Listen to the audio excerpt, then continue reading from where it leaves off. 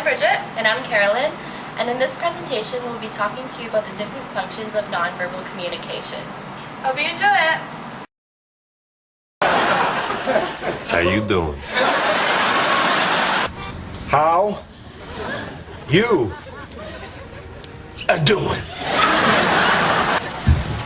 How you doing? How you doing? Hey, how you doing?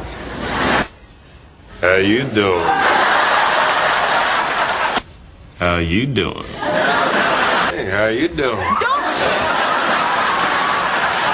As you can see from the video clip from the hit TV show Friends, Joey Tribbiani is suggesting something more than a simple question.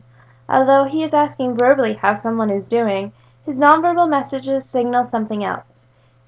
Nonverbal communication involves messages expressed without the use of words. It has been argued that 93% of emotional impact of a message comes from the nonverbal sources. It can be facial expressions, gestures, vibes, actions, tones of voice, or even appearance.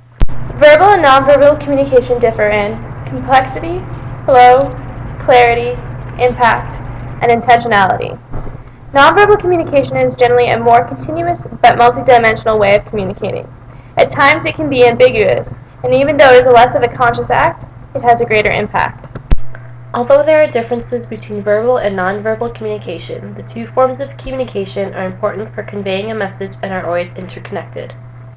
Nonverbal communication is important in assisting verbal communication in repeating, regulating, contradicting, deceiving, substituting, complementing, and accenting. Repeating is nonverbal communication that duplicates the content of a verbal message.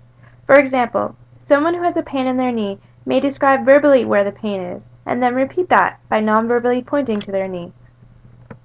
Nonverbal cues can regulate the flow of verbal communication between and among people, such as when students raise their hands in class signaling that they want to speak. Contradicting occurs when nonverbal communication being expressed conflicts with a verbal message being sent.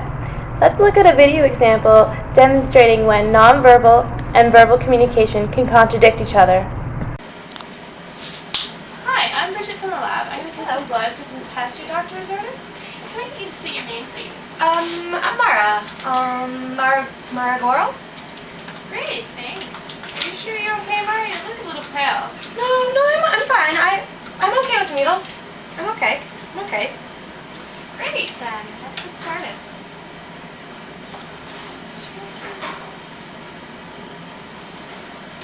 So it's not gonna hurt, right? No, you might feel a slight prick, but other than that, you're good. Okay, I'm good.